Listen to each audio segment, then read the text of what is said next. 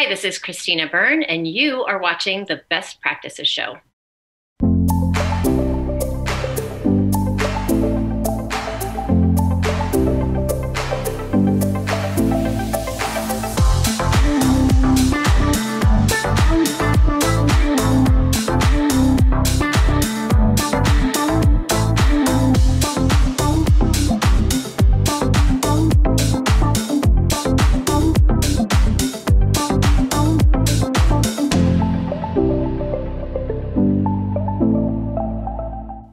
Hey guys, thanks for watching the Best Practices Show, where we take a look at the best business practices from the best dental practices all over.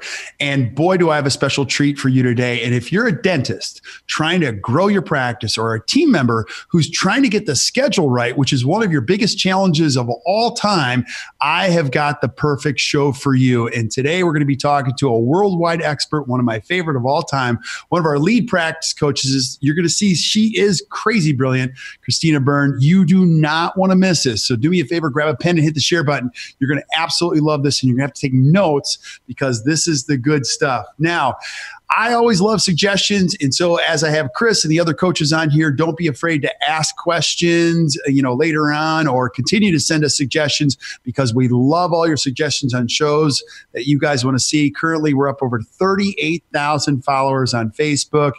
I don't even know how many downloads we've had on iTunes, but guys, just thank you so much for everything. And I'm super, super grateful. Now, my guest today, Chris, I know who you are. You've been on the show before.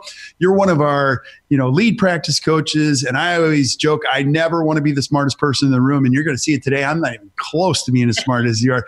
But if people haven't seen you or don't know who Christina Byrne is, tell us a little bit about who you are, what you do, and all that. Okay. Well, as Kirk said, I'm one of the lead practice coaches at ACT Dental, and I've been here for about 5.5 years. Can't believe it's been that long already, but it's just a dream come true. I am a dental hygienist and live in Illinois, outside of Chicago. I've been in dentistry since 1985.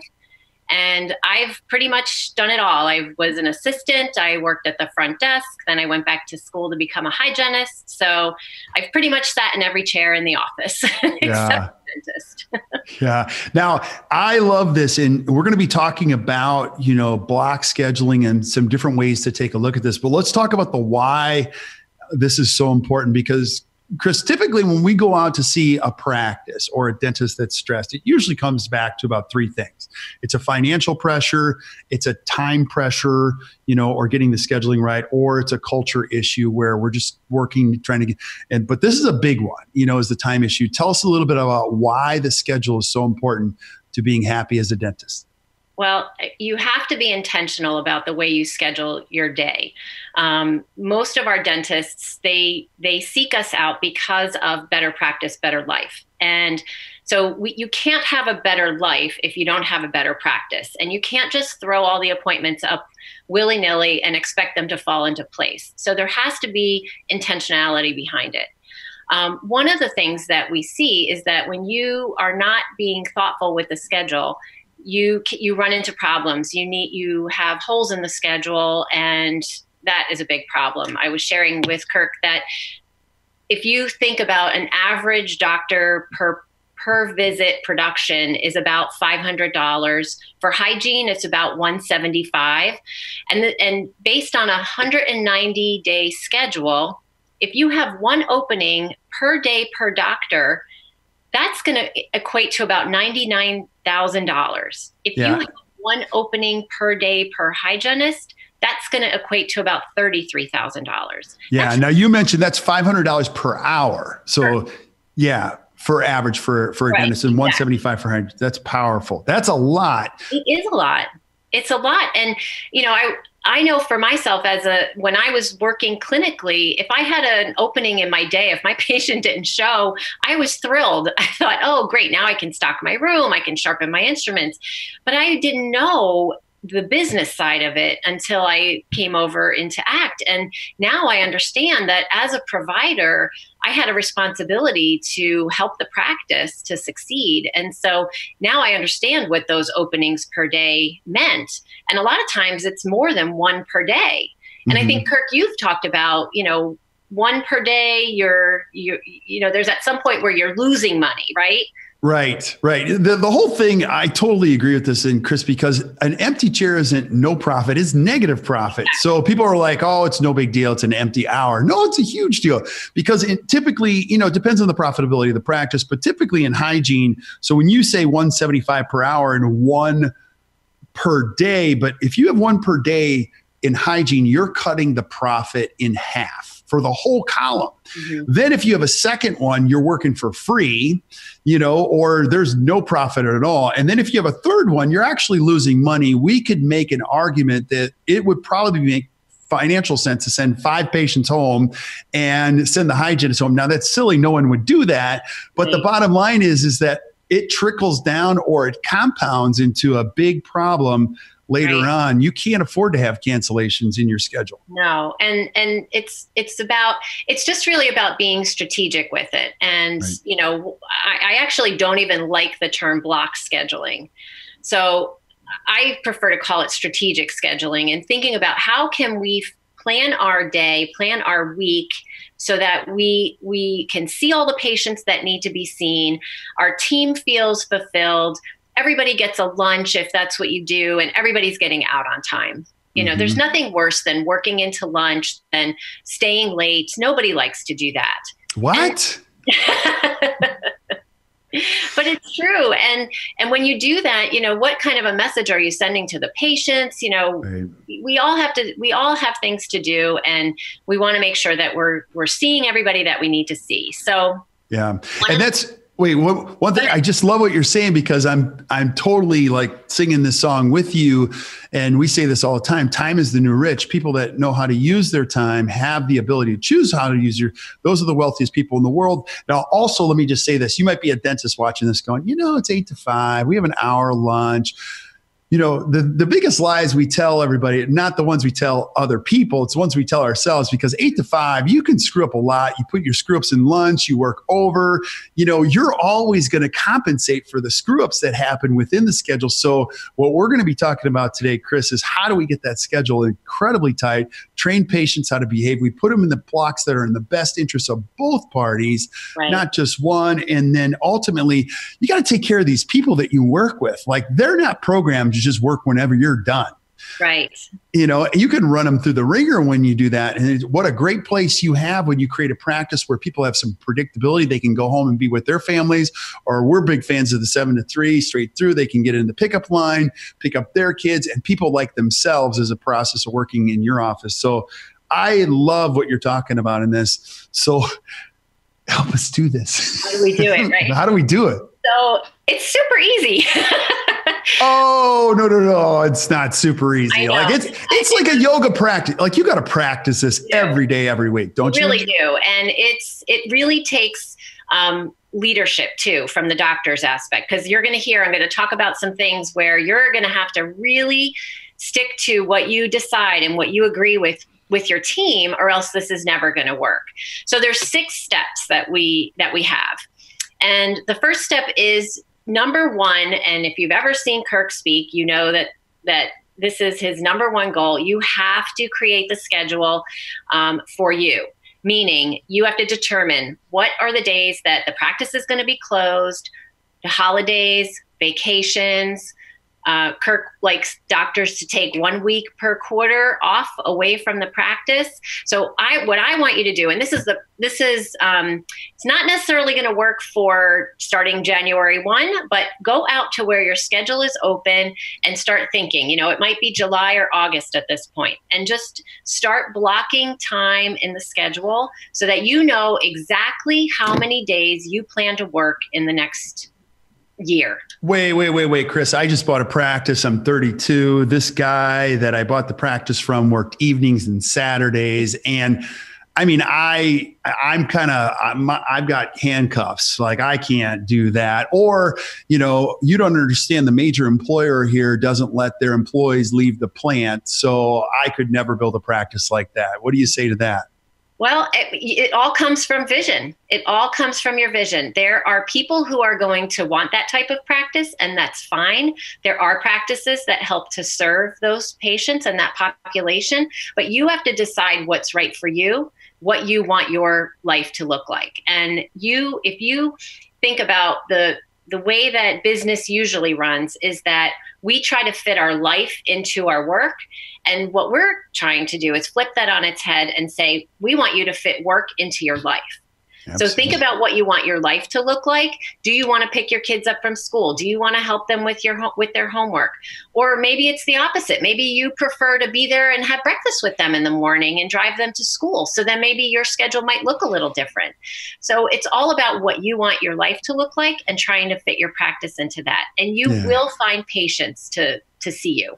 Amen, sister. And like I said, I just love it. Now, the biggest thing is this: when your why gets clear, your how gets easy. Absolutely. And I had somebody ask me this years ago, said, why did you have children in the first place? And I was like, and he's like, I don't need the answer. You do. And I was like, oh, ouch. Because the cool thing about business is if you're valuable enough, people will find their way into your schedule. And I could come up, you and I could literally create a list of 100 right now, like hairdressers, orthodontists. Oh, that's a good one. Orthodontists are awesome because they don't work till 9 p.m. because they train people to leave work, go to that, high-end school, get your kid out of that school, bring them here. You're going to pay in advance. We could go off on a riff on that. But the important thing is, if you're listening this, what Chris is saying is absolutely true. One more thing, because I love this, is that if you can't take a week a quarter and get away from your business, that's a disaster. I'm sorry. Like, you can run a dental practice on 48 weeks a year. You can. Like, you've got it. 45. Absolutely. Train your patients. I'm going away, that take a lot of time off, and they still are highly profitable because they know how to do this strategically and how to see the right patient at the right time for the right reason. And honestly, if you do what's right, you're going to make money. There's just no way around it. Amen, sister. I love it. So what's number 2? Okay. So step number 2 is going to involve figuring out doctor time and assistant time. Okay. And what I mean by that is there's a really wonderful website, and it's called danby.org. So it's DANB.org. And when you get to that website, you will plug in your state, and it will tell you everything that your dental assistants are allowed to do in your state and whether or not they need certification or licensing to do that.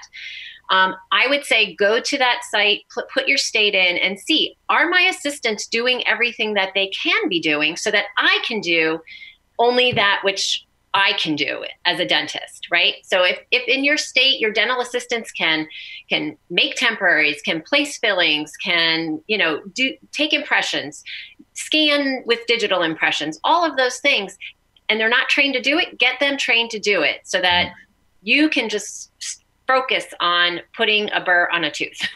Kirk, your email today was talking about staying in your circle, right? Right. That's the one that went out today. So I was like, oh, that's perfect timing. Yeah. And the key here is that dentists overfunction, which means they think they're the only ones that can do this. And what you do is you burden the whole practice. You burden the practice and you think everybody's not smart.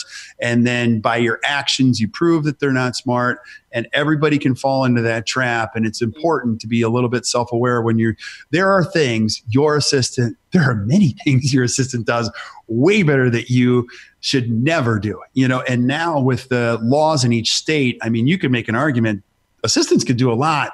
And also think about this: your assistants, you're changing their lives by giving them more responsibility. Right.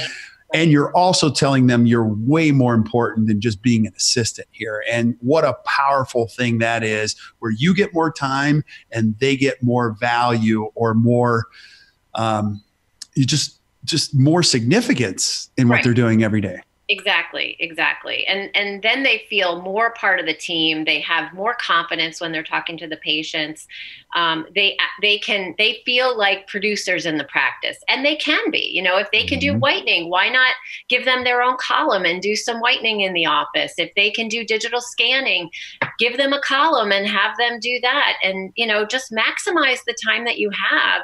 When you figure out exactly what you are able to, what you're doing and what the assistants can do, then schedule the time appropriately. When we look at scheduling each doctor out of 2 rooms and 2 columns, do it as strategically as possible so that you've got an assistant working in one room, maybe doing records for a brand new patient, and they might be in there for the first 40 minutes just by themselves, doing a preclinical interview, taking radiographs, getting all of the information from the patient, reviewing medical history, taking intraoral and extraoral photos. I mean, there's so much that they can do while you're prepping a crown. You don't have to do all that stuff. And then you come back over to do the comp exam, and then your other assistant can be doing it with the next new patient. So there's just so many things you can do when you schedule strategically like that. I love it. The other piece of step 2 is to maybe do a time study for yourself too. So when I present this course or this segment at our admin course, I will often mention to doctors, when you first started out in practice, you may have only had one assistant, one hygienist. And so in any given hour, you were called out of the room once maybe to go do a hygiene exam. And now you've got 3 hygienists and, 5 times 5 times 5, you've got all of these exams that you're doing, but you're still scheduling yourself the same amount of time to do that DO. Mm-hmm. So we have to think about that. Now, I'm not about padding the schedule, but I can tell you that your admin team is probably doing it for you. Right. So it's a good idea to use data. And we have a time study white paper and a form that you can use, where what I have you do is take the procedures that fairly consistently that you might run over in, and start just doing a time study on yourself and say, okay, for the next 3 to 4 weeks, every time I do a crown, I'm going to look at, when am I seating the patient? When am I getting up to do hygiene exam? When am I coming back? When is the patient getting discharged? And use data to see how much time you really need. Yeah. Because you're not doing anybody any favors by saying, I could do that in an hour, and the patients are walking out in 90 minutes. Oh, yeah. And Chris, 99% of all dentists watching this just drew a line through 2.5 and they go, no, I'm good with that. Everything takes me an hour. I don't need a time study. I know myself pretty well. And 99% of all dental assistants that were watching what you just said go, my doctor has no idea what he's talking about. What you're talking about is that data. Here's the cool thing. If you're a dental assistant, listen, just do what Chris says and then don't tell them. And then give them the information. Go, okay, I tracked you last week. These were the top 10 things you did. Look at that. And they'll go, no, it's not true. And you go, look, data doesn't lie. So it's actually not a bad idea. I'm not saying to be, deceptive or devious or anything like that, but we tend to, when we're observed, we act differently. And so I think there was even studies that even bacteria in a petri dish will act differently when it's being observed. Really? Yeah. So the doctors will know this, and all of a sudden their 12-minute periodic exam is now going to be 5 minutes. So maybe they don't need to know when they're being watched. I have conclusive evidence that when you're being watched, you change your behavior, because I put the Ring cameras on my house, not for criminals, but for teenagers. And boy, does that work. And you told them, right? Oh, yeah. They behave so well when they're on camera. It's pretty cool. All right. That is true. So one of the things that I did to prepare for this call was to get all of these documents that I'm talking about and put them in a folder. So I will get them to John, and we'll add them to the podcast. I need to take one step back, because we need to talk about also figuring out what our production goals are. Okay.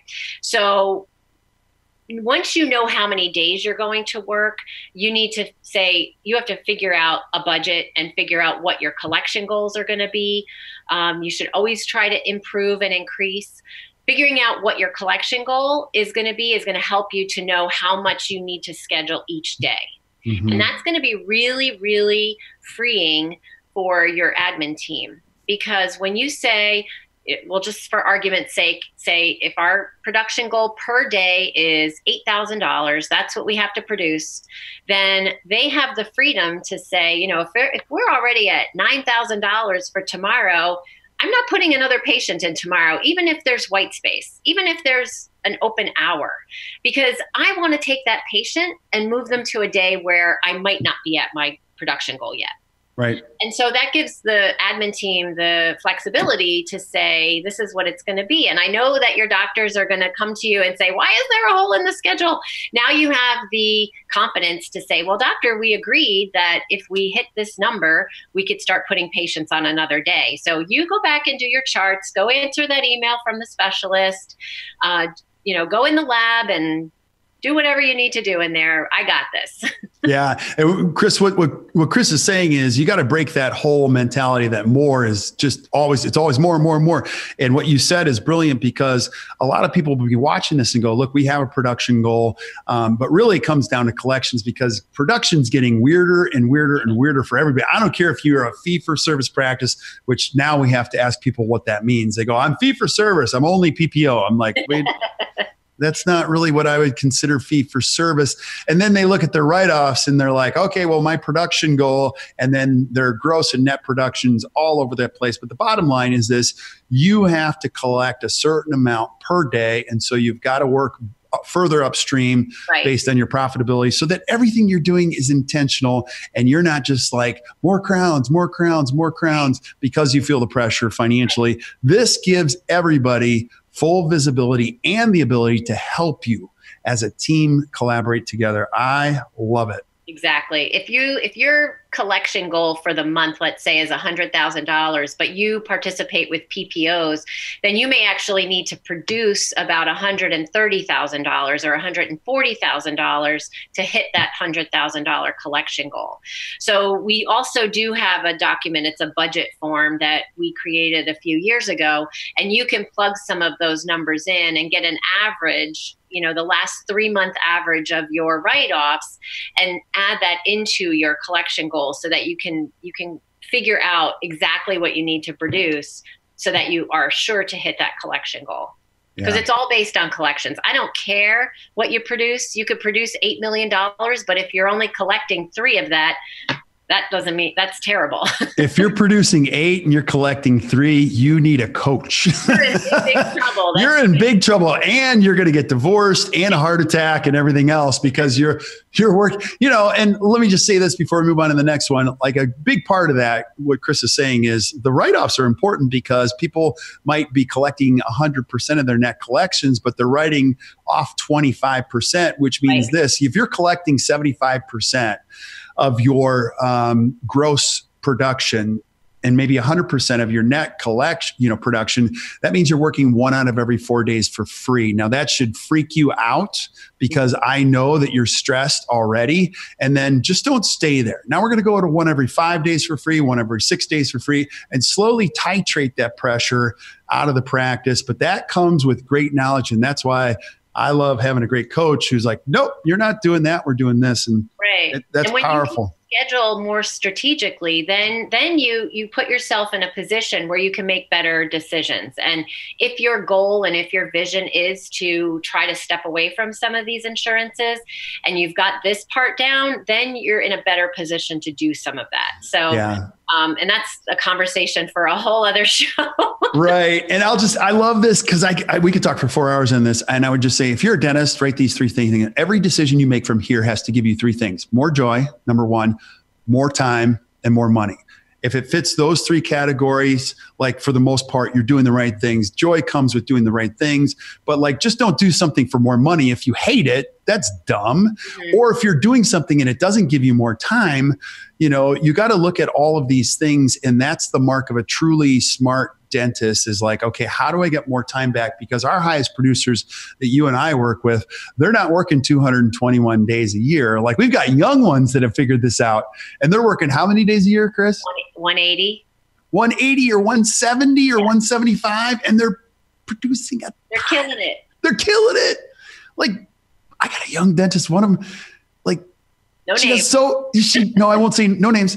She's doing so well, and she's driving the crappiest car ever. I'm like, you got money now. And she's like, shh, don't tell me. But that's the mark. You can truly control all these variables. You don't have to get angry every time somebody mentions XYZ insurance and go, that's the reason my practice is dying in this state. So, all right, let's stay on track. We'll get back here. So step 3 is making room for new patients, making room for scaling and root planing, your perio patients. Oftentimes we just jam the schedule with things and then all of a sudden we're like, oh shoot, we don't have any time for this new patient. Somebody calls and we don't have a new patient appointment for 3 or 4 weeks.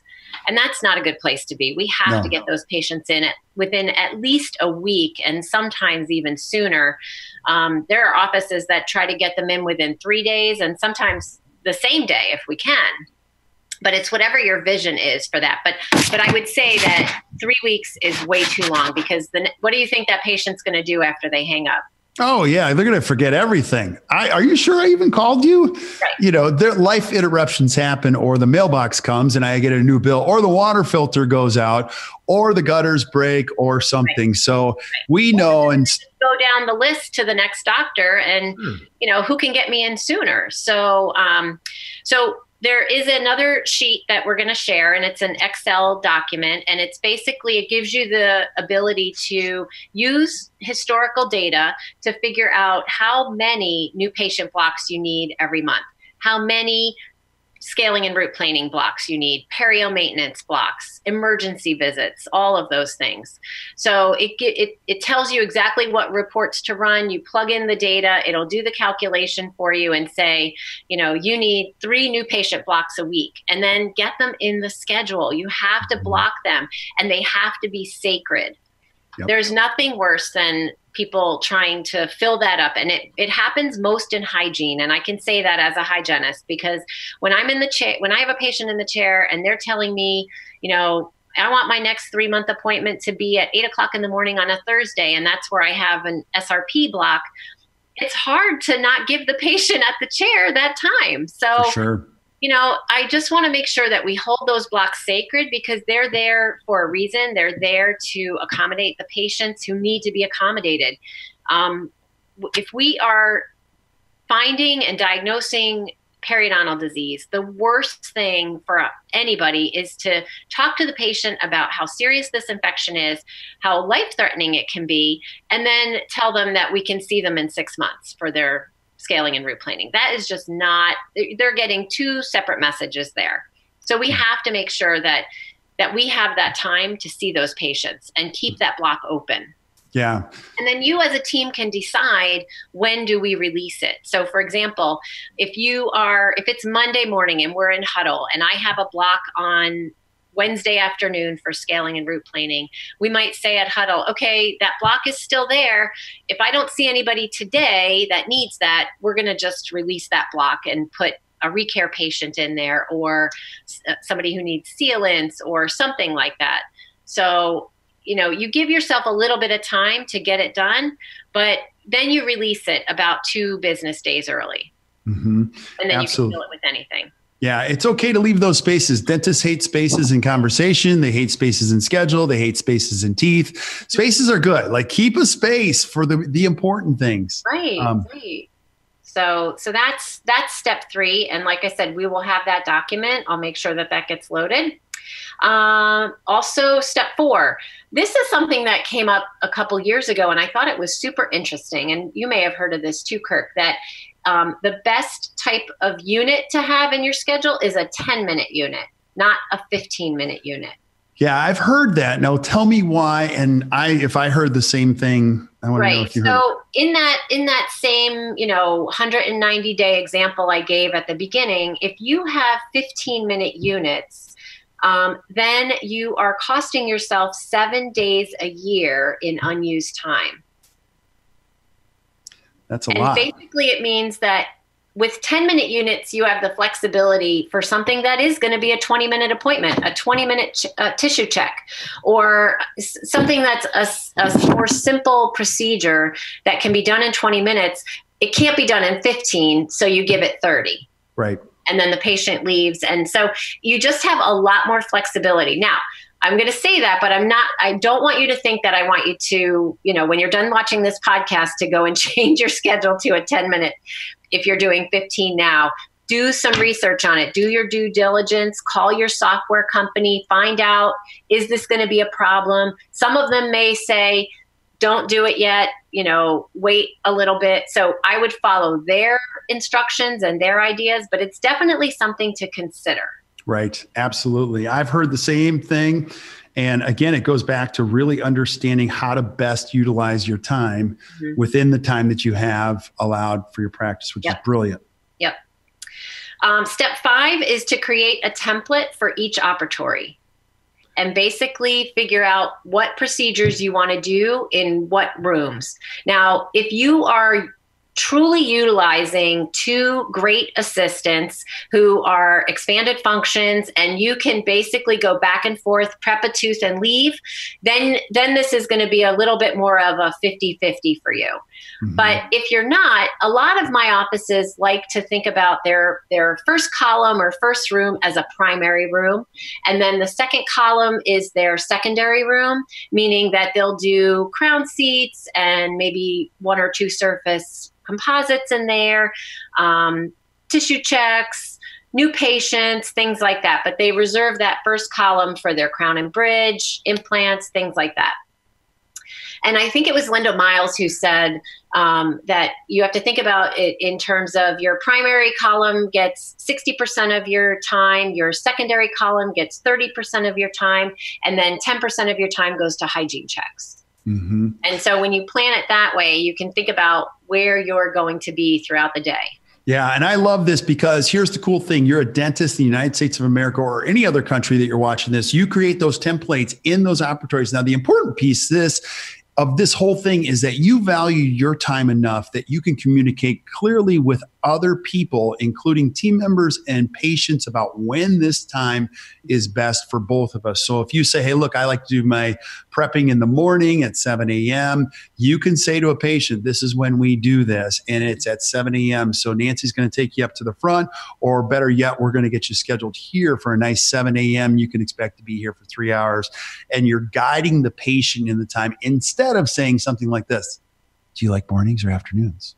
What do you like? I want to shoot somebody when they say that. Now, I mean nicely, probably with a paper gun or something like that. But really, and then I don't know who the heck teaches this. Do you like mornings or afternoons? Don't say that either, because that just screams you can schedule whenever you want. Right. No. There's a time where you do this best, and it's so cool when you're doing it in the best interest of the patient, probably your best energy to do those procedures. And as you get older or more mature as a dentist, you know when those are. Right, exactly. We don't have many 50-year-old dentists prepping crowns at 4 o'clock in the afternoon. I don't think we have one. No. And it's, and that's such a good point, because I actually do have a younger dentist and he doesn't care. Like, he's just like, I'll do it whenever. And that's great. They have their time and that's where they're going to put the patient. And, you can, that's the beauty of it. You can do it whenever you want to do it. But I would say you have to be, again, going back to the word strategic. We cannot just let the patients dictate the schedule. We have to put them where it makes the most sense for us. And I'm not opposed to giving the patients choices either. But I would say, Mrs. Jones, would you like to come in this Wednesday or next Wednesday? Yeah. Right? Would you like to come in at 8 o'clock or 2 o'clock? And now, you've given her a choice. However, both of those choices are good for you. Yeah. So research shows patients feel powerful when they have 2 choices.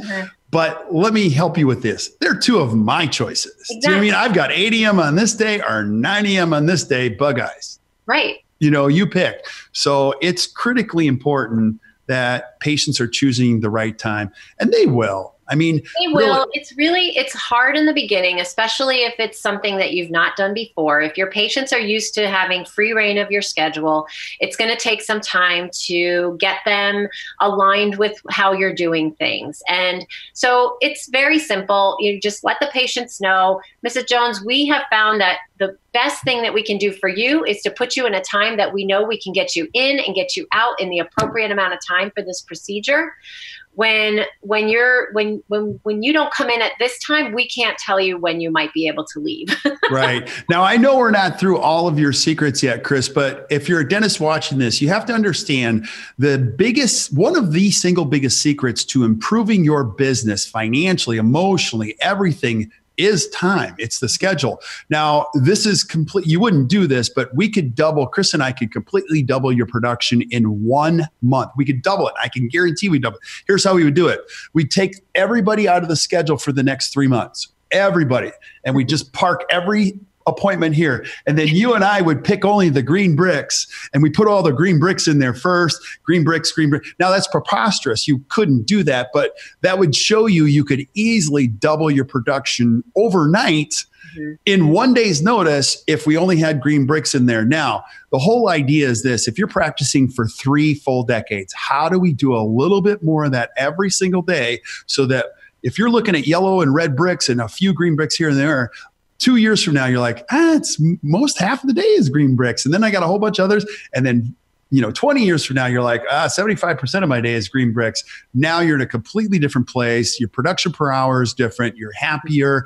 You're pretty much working with the people that value what you do most in the time that you do it best. So I love this. Yep, exactly. And figuring out who are the patients that want to be served by you, who align with your vision. Don't fill up your schedule with the people who you know are not going to show up anyway, or they're going to come in late, or they're going to give your team a hard time, not paying. So why are we putting them in the schedule?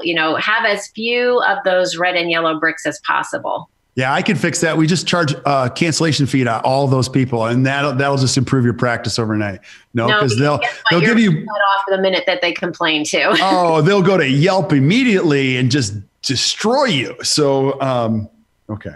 Okay, so step 6 is to investigate with your practice software if you are able to color code your appointment blocks. So I would say, pick a color for, maybe high production or high energy blocks are green, and then crown seats might be yellow. And, you could do it by dollar amount if you want. I know that some of the softwares will even allow you to put a little alert in there. So if I say I want to specify this particular block for anything that's over $1,000, if I try to put something in there that's $500 or even $900, it'll warn me and say, this is a high production block. Are you sure you want to schedule this patient here? And so you just have to click through it if you want to, but it just reminds us that, hey, we're trying to be strategic here. We're trying to do this in the best interest of ourselves and in the best interest of the patient. So figure that out too. Can I do that? And get that set up. And then those are sacred. Write a system for it. There has to be a scheduling system. One of the things I find is that if everything is just in people's heads, then not only is it not happening because it's not written down, but then there is no way to hold people accountable to it. Right. How can you say to somebody, hey, how come you didn't do this when you didn't take the time to create a system and write it down? Then there's no way to hold people accountable. Yeah, if it isn't written down, it doesn't exist. And people people are more distracted than ever. And you're like, don't you remember we talked about this 3 weeks ago? And they're like, I have no idea what you're talking about. Right. And so it allows you to be able to create the sanity and clarity and predictability that you need. As we create a system, you can always tweak it. You can make it better, but it becomes the stabilizing document that we all have. Everybody has it. Applebee's has it. Jimmy John's has it. Every restaurant has scalable, predictable systems that allow people to give their best energy to things that matter most, which is the patient in front of them. And that's really the key, because, and let me just speak to the team members here too, Chris, what you said. A lot of team members get hired in a role like this, and the doctor goes, go. And the team member goes, go where? And they go up front. And then they go to work, and the dentist is like, what are you doing? And they're like, well, you never trained me. I thought you knew where to put all these. Like, we've got to give team members the benefit of the doubt, give them the right skills, training, everything, so that when we onboard them, instead of waterboard them because they're coming to work for us, like, they know what they're doing and they can succeed in that role. And we mutually agreeable, like, you have a great situation with people that are around you. So I love the idea of having it all written down, because the other thing happens when you write it down, people go, I didn't know that. And you go, yeah, that's exactly how I like the schedule. Right. Yeah. Picking out, when I talk about creating a template for the day, it's about, what do you want to do most of? What do you want to grow in your practice? What's going to make you smile throughout the day? don't do endo if you don't like doing endo. You know? Let me pause you right there. You don't like doing endo. People say, I like doing it. No, you don't. And they go, yeah, I do. I go, no, you don't. And so, I mean, I get that it could be fun for the doctor, but the assistants hate it. I can guarantee you. the only people that should be doing it. No, okay, never mind. I'll get in trouble for this one. So, but yeah, absolutely. Whatever you want. And now this goes for doctor and hygiene, right? Because those are going to be two completely different templates, correct? Sure, exactly. And what's really, really nice, again, is that you can do this any way you want. And one of the things I love to do is if the doctor has a day where they're doing like a high energy, let's say your doctor places implants in the office, then on that day, don't have so many hygiene exams. Let's do more scaling and root planing during that time, or perio maintenance, or 3 and 4 month recalls that don't need exams. And try to be strategic about that so that our doctor doesn't have to get pulled away, especially when they're doing a surgical procedure.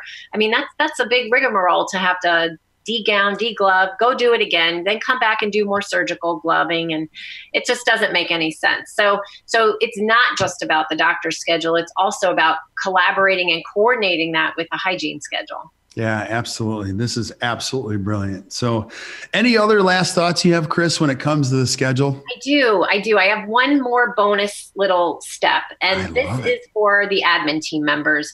So when we talk about scheduling and being strategic about the schedule, one of the things that we cannot forget to talk about is being strategic with our admin team. So I always talk about downtime when I'm talking about the schedule, because if I'm the hygienist in your practice and I do have an open hour, that is just kind of unforeseen open time that now I can stock my room, I can sharpen my instruments, I can make recare calls, I can do all of those things. But just because I had an opening in my schedule does not mean that my admin team now has time to do what they need. They still have 5 other patients coming in and out. So admin team needs to schedule their downtime to get done the statements, the insurance follow-ups, verifying insurance benefits for new patients, following up with new patients, unscheduled treatment. There's so many things that the admin team is responsible for that we say when there's time, we'll do it. But I don't want to wait for there to be time to call those patients who have treatment plans that haven't been scheduled. So I want admin team to create their own block schedule of when they're going to do those things. And it's so, so important for them to do it. You would not believe it might take you all day to get one little thing done in between answering the phone, checking in patients, checking out patients, that if you just sequestered yourself in the back office for 90 minutes, you would get so much done. And just tell yourself, I'm not going to answer the phone, pretend I'm not even here. I'm just going to get this stuff done. Yeah. And you'll be so much more productive. Absolutely. There's so many of those things when you land the airplane and you're working on it, it just works more efficiently. I'll just tell you, if you're a dentist, that is powerful what Chris said. And then if you're an admin person and you're listening to this and your doctor won't let you, just say, let's switch places for a day. You know what I mean? Or just work my role for a day and see, the work is never done. It just keeps getting higher and higher and higher. And what a great sense of accomplishment you give the person that works there to know that files are closed, things are done. Wow, her desk is clean. He or she needs space up there to get those things done, not just to constantly be reacting to chaos everywhere. Right. So, and that's what happens at the front desk. It's like Grand Central Station. No, I consider it a bunker where people just throw grenades in them and say, good luck with that one. Wow. You know, they don't even care what happens. They just throw it at them. So it's really important to have these conversations, mutual understanding, help each other. So you don't create that situation where you got that battle between the front and the back, which people fall into very easily because most are misunderstood, you know, so this is powerful stuff. So Chris, anything else? No, I think that's it. You are awesome. We are going to have Chris back for so many other things. And I just love asking her these questions and the rest of the ACT coaches, because it's powerful when you can start to make sense of this. So if you're a dentist watching this, your schedule is a huge part of you being happier and more productive. And the more you get it right, the more everything works. So keep working on it. Also, if you're a dentist watching this, and you're just kind of thinking, gosh, I'm struggling with my practice. It's not getting any better. The bottom line is you have to have progress every year. I don't care if it's us. I don't care if it's somebody else. Get some help. Reach out and say, look, how can I make this better? I now work with a coach. We work with a coach, and we have for years. I will never not work with a coach, because a coach is not in your practice, and they can say things to you no one else can, and they can punch you in the face verbally. I mean, it's so great because they're not caught in your battle, and they're also dealing with all these other things, and they see what works. So there's great power in it. So Chris, thank you for being on. Stick around while we say goodbye to everybody else. But thank you guys for watching the Best Practices Show. And if you found this valuable, which I hope you did, do us a huge favor, hit the share button, share this with your friends. Keep sending us suggestions for shows that you want to see. And until we see you next time, keep watching the Best Practices Show. You guys have a great day.